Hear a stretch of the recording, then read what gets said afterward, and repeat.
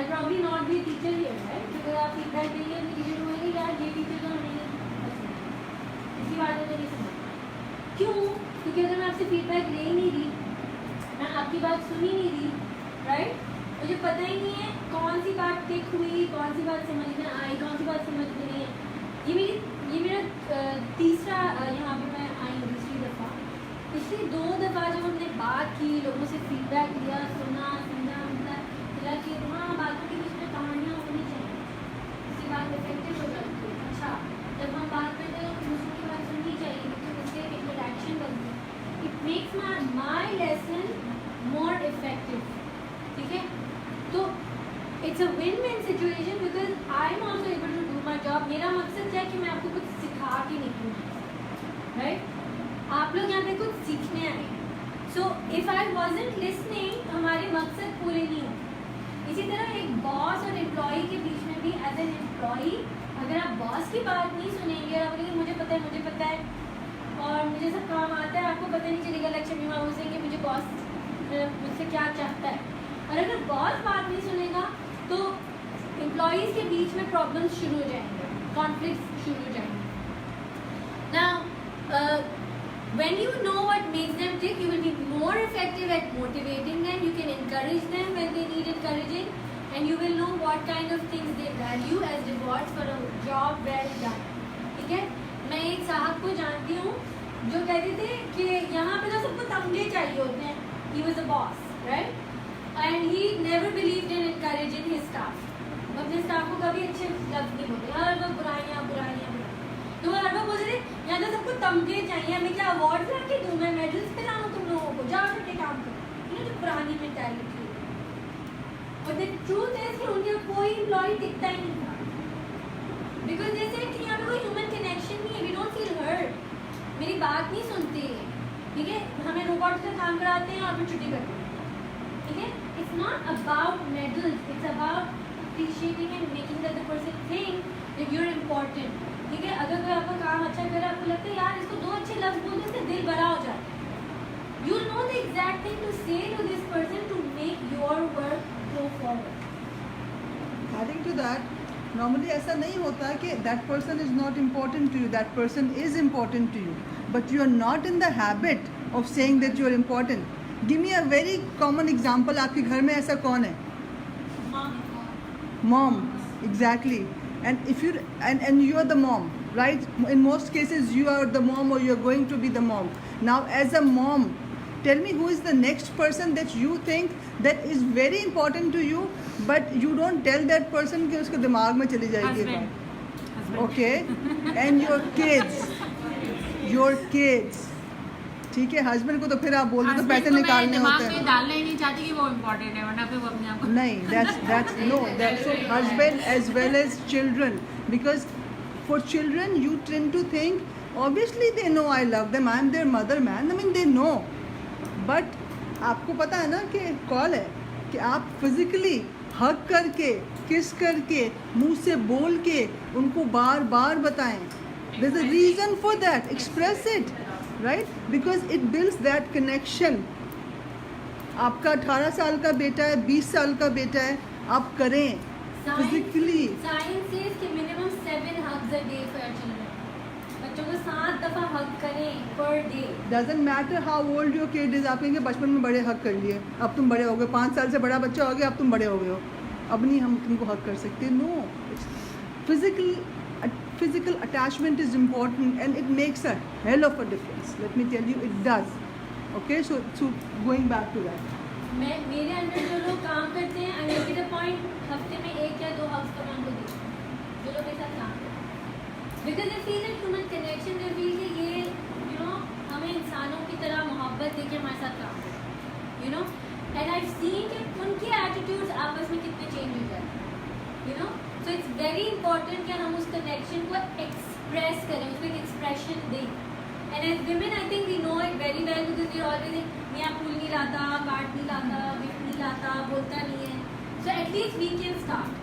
And remember, no amount of love is too much love. ये एक myth है. Okay? कि ज़्यादा मोहब्बत देंगे तो बिगड़ जाएंगे और फैल जाएंगे और spoil हो जाएंगे. बच्चे भी नहीं spoil होते. Please remember, बच्चे spoil नहीं होते. with love. There is no amount of love which is too much love. Now ये जो steps हम discuss करेंगे effective listening के, ये हमारे बहुत clear cut steps हैं, rules हैं, manners हैं, mannerisms हैं, जिनको हम अगर याद रखें तो we can become effective listeners. ठीक है, हम एक meeting को, एक conversation को, एक interaction को बहुत अच्छे से conduct कर सकते हैं अगर ये चीज़ें हम याद रखें. Face the speaker and maintain eye contact.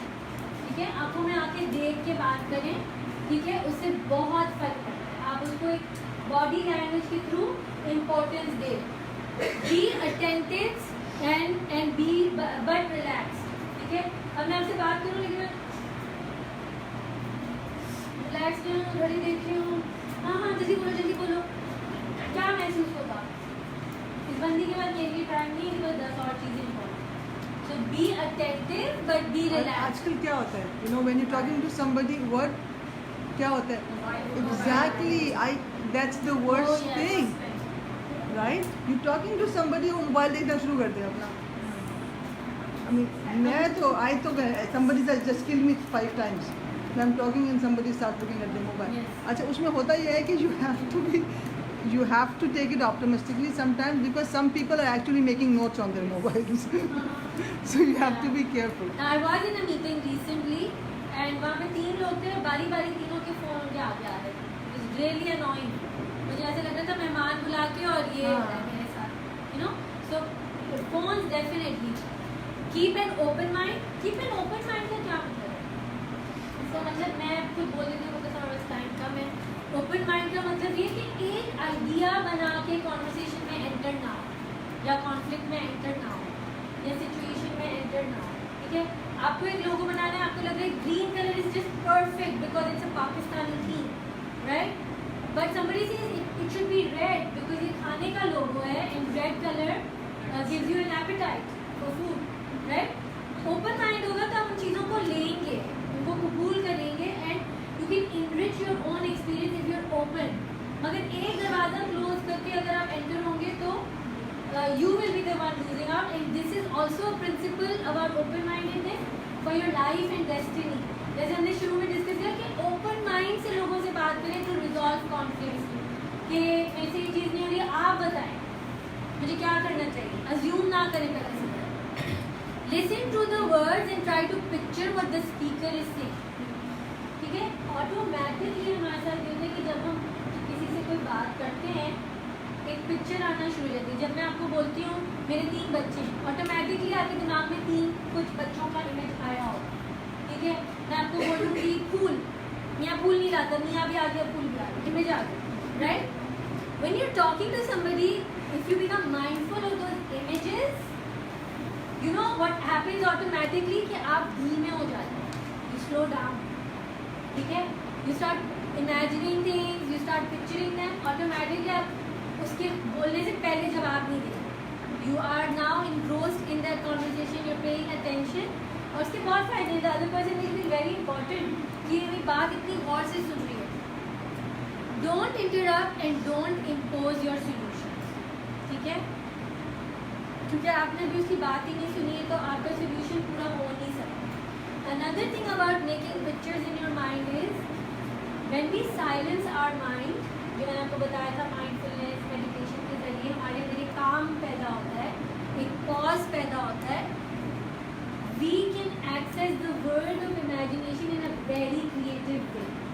आप लोग कोडिंग का काम कर रहे हैं, वेबसाइट्स का काम कर रहे हैं, लोगोस का काम कर रहे हैं, मैं आर्ट का काम कर रही हूँ. So many times when I am calm, I catch myself seeing images which actually become my paintings. So if somebody is talking to you about their work and their logo and their website, you will find that in that moment of quiet and calm and presence, you can access your deep inner creativity. Einstein ने relativity की theory dream में देखी थी, रात की नींद में. Periodic table जिसने लिखा, he said that I saw the whole periodic table in my dream. और फिर उसने उठते ही फौरन उसको जॉट डाउन किया. Why? Because dream is a place of the subconscious mind. हमारा सबकॉन्शियस माइंड सोता नहीं, is the power bank of creativity. ठीक है, we are very deep beings. हम लोग सिर्फ फिजिकल नहीं है, हमारे अंदर एक पावर हाउस ऑफ क्रिएटिविटी जिसको एक्सेस करने के लिए ऊपर का सारा मैस काम डाउन करना पड़ता है. ठीक है. सो pictures and images come to us when we are calm and quiet, which will really help